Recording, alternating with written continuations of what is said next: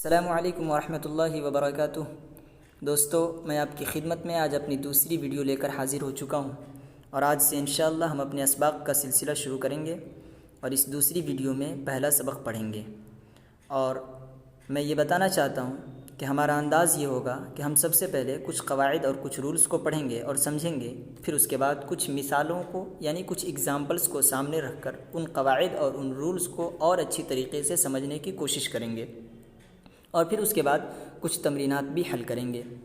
تو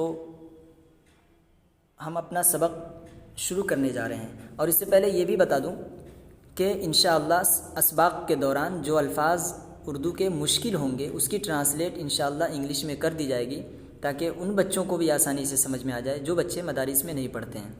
ہم اپنا پہلا سبق شروع کرتے ہیں۔ آج کے سبق میں دو قاعدے ہیں۔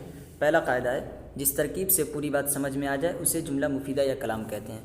دوستو، ترکیب کہتے ہیں الفاظ کے مجموعے کو، ورڈز کے مجموعے کو، یعنی چند الفاظ ہوں، چند ورڈز ہوں، اور اس ورڈز اور ان الفاظ کے مجموعے سے اگر ہمیں پوری بات سمجھ میں آ رہی ہو، یعنی کسی واقعے کی خبر مل رہی ہو یا کسی طلب کا علم ہو رہا ہو، کوئی طلب معلوم ہو رہا ہو، تو اسے جملہ مفیدہ کہیں گے یا کلام کہیں گے۔ اور اس کا آسان سمجھنے کا آسان طریقہ یہ ہے کہ انگلش میں جس کو سینٹینس کہتے ہیں وہی یہاں پہ جملہ مفیدہ یا کلام کہلاتا ہے۔ یہ ہمارا پہلا قاعدہ تھا۔ اب ہم اپنے دوسرے قاعدے کو پڑھتے ہیں۔ دوسرے قاعدے میں یہ بتایا گیا ہے کہ جملہ مفیدہ دو کلموں یعنی دو لفظوں یا اس سے زیادہ سے بنتا ہے۔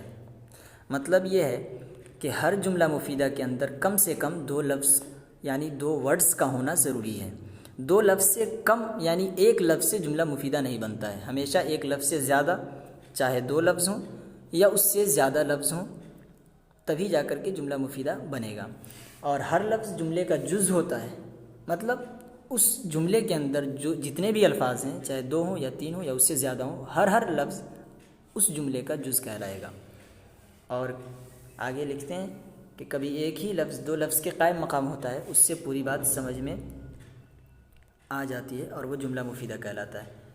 یہاں سے یہ کہنا چاہ رہے ہیں کہ ابھی تو ہم نے اوپر والی لائن میں پڑھا کہ ہر جملے کے اندر دو لفظ یعنی دو ورڈز کا ہونا ضروری ہے، لیکن کبھی کبھی ایسا ہوگا کہ لفظ تو ایک ہی ہوگا، ورڈ تو ایک ہی ہوگا، لیکن وہ اکیلا پورا فائدہ ہمیں دے دے گا، اور اس لفظ کے اندر ایسا معنی ہوگا کہ اس معنی کی وجہ سے ہمیں پورا فائدہ حاصل ہو جائے گا۔ اسی وجہ سے اسے کہا جائے گا کہ یہ لفظ اکیلا نہیں ہے، اکیلا تو ہے لیکن دو لفظ کے قائم مقام ہے، اور اس کے دو لفظ کے قائم مقام ہونے کی وجہ سے اور اسے ہمیں پورا فائدہ دینے کی وجہ سے جملہ مفیدہ کہا جائے گا۔ اب یہ تو ہمارے دو قاعدے تھے، اب ہم ان قاعدوں کو ان مثالوں پر فٹ کرتے ہیں تاکہ اور اچھی طریقے سے بات سمجھ میں آ جائے۔ تو دوستو، پہلی مثال ہے اللہ واحد۔ اس میں آپ غور کیجئے، دو لفظ ہیں، ایک سے زیادہ لفظ ہیں، ایک لفظ اللہ، دوسرا لفظ واحد۔ اس کا معنی ہے اللہ ایک ہے۔ اس مثال سے اور اس جملے سے ہمیں اللہ کے ایک ہونے کی خبر مل رہی ہے، لہذا یہ جملہ مفیدہ کہلائے گا۔ دوسری مثال ہے الرسول صادق، رسول سچے ہیں۔ اس مثال میں بھی اور اس جملے میں بھی ہمیں رسول کے سچے ہونے کی خبر مل رہی ہے، لہذا یہ بھی جملہ مفیدہ کہلائے گا۔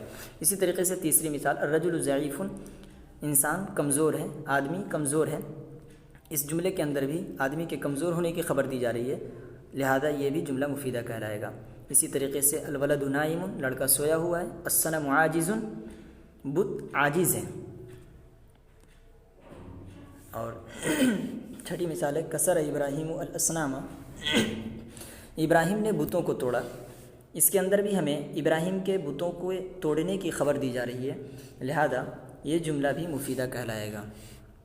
اور ساتویں مثال اکل الفار والطعام، اس جملے کے اندر بھی ہمیں یہ خبر دی جا رہی ہے کہ چوہے نے غلہ کھایا، چوہے کے غلے کھانے کی خبر ہمیں مل رہی ہے، لہذا یہ جملہ بھی جملہ مفیدہ کہلائے گا۔ آٹھویں مثال ضرب الرجل ولدہ، لڑکے نے اپنے بچے کو مارا، یہ بھی جملہ مفیدہ ہے۔ نویں مثال ذهب الناس للعید، لوگ عید کے لیے گئے، یہ بھی جملہ مفیدہ ہے۔ 10ویں مثال نصر اللہ عبدہ، اللہ نے اپنے بندے کی مدد کی، یہ بھی جملہ مفیدہ ہے۔ اب غور کیجئے، ان 10 مثالوں میں سے پہلی جو 5 مثالیں ہیں اور پہلے 5 جملے ہیں، ان 5 جملوں میں 2 لفظ ہیں اور اخیر کے 5 جملوں میں 2 سے زائد الفاظ ہیں، یعنی 3 الفاظ ہیں اخیر کے 5 جملے میں۔ لہذا ان 10 جملوں میں وہ شرط پائی جا رہی ہے جو شرط ہم نے قاعدہ میں پڑھا تھا کہ ہر جملے کے اندر، ہر جملہ مفیدہ کے اندر 1 سے زائد یعنی 2 لفظ یا اس سے زیادہ کا ہونا ضروری ہے۔ لہذا شروع کے 5 جملے میں بھی 2 لفظ ہیں اور آخر کے 5 جملے میں بھی 2 لفظ بلکہ اس سے زیادہ ہیں۔ لہذا یہ 10 مثالیں اور یہ 10 جملے جملہ مفیدہ کہلائیں گے۔ اور یہاں پہ یہ بھی بات سمجھ لیجئے کہ اس قاعدے کے اندر ہم نے یہ بات بھی پڑھی تھی کہ کبھی کبھی ایک ہی لفظ 2 لفظ کے قائم مقام ہوتا ہے۔ اس کی مثال یہاں تو نہیں ہے، لیکن اس کی مثال آپ سمجھ سکتے ہیں عنصر کے ذریعے سے۔ عنصر ایک ایسا لفظ ہے جو اپنے معنی کے اعتبار سے 2 لفظ کے قائم مقام ہے اور اسی وجہ سے اس عنصر کو جملہ مفیدہ کہتے ہیں۔ عنصر کا معنی ہے تم مدد کرو۔ اس سے ہمیں ایک طلب معلوم ہو رہا ہے، پورا فائدہ حاصل ہو رہا ہے، لہذا اس عنصر کو اکیلا ہونے کے باوجود، ایک لفظ ہونے کے باوجود جملہ مفیدہ کہہ سکتے ہیں۔ اب ہم کچھ اگزامپلس کو سامنے رکھ کر نہیں بلکہ کچھ تمرینات کو حل کرتے ہیں تاکہ بات اور اچھی طریقے سے سمجھ میں آ جائے۔ تو پہلی تمرین ہے کہ شروع کے 4 جملوں میں سے ہر جملے میں کتنے کلمے ہیں، یعنی کتنے لفظ ہیں۔ کلمہ ہم نے آپ کو بتا دیا کہ کلمہ لفظ کو کہتے ہیں، ورڈز کو کہتے ہیں۔ تو پہلی تمرین کے پہلے سوال میں ہے کہ شروع کے 4 جملوں میں ہر جملے میں سے کتنے کلمے ہیں۔ آپ خود جا کے غور کر لیجئے ان 10 مثالوں میں سے کہ کن کن مثالوں میں شروع کے 4 جملے میں کتنے کلمے ہیں۔ شروع کے 4 جملے میں شاید 2 لفظ ہیں، 2 لفظ ہیں۔ پھر اسی طریقے سے دوسرا سوال ہے بیچ کے 3 جملوں میں سے ہر جملے میں کتنے کلمے ہیں، یہ بھی آپ خود سوچ لیجئے۔ آخر کے 3 جملوں میں سے ہر جملے میں کتنے کلمے ہیں، یہ آپ خود دیکھ لیجئے۔ اب اس تمرین کو ہم حل کرتے ہیں۔ پہلی تمرین، نیچے لکھے ہوئے الفاظ کے بعد یا پہلے ایسے مناسب کلمے بڑھاؤ کہ جملہ مفیدہ بن جائے۔ جی، ایک لفظ ہے البیت، اس کا معنی ہے گھر، آگے خالی جگہ ہے، اسے ہمیں پر کرنا ہے اور ایک ایسا لفظ لانا ہے جس سے جملہ مفیدہ بن جائے اور پورا فائدہ مل جائے۔ تو البیت سے آگے ہم کبیر بڑھا دیتے ہیں، یہاں پہ کبیر لکھ دیتے ہیں۔ کبیر کا معنی ہے بڑا، البیت کبیر، گھر بڑا ہے۔ دوسری مثال الملک، الملک کے آگے بھی جگہ خالی ہے، وہاں پہ ہم بڑھا دیتے ہیں کریم، الملک کریم، بادشاہ سخی ہے۔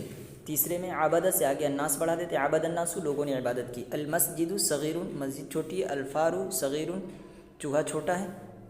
ابراہیم سے پہلے بھی جگہ خالی ہے، آخر میں بھی جگہ خالی ہے۔ پہلے کسرہ ایک فعل لا دیتے ہیں اور بعد میں ایک مفعول بھی لا دیں گے۔ کسرہ ابراہیم الاصنام، ابراہیم نے بتوں کو توڑا۔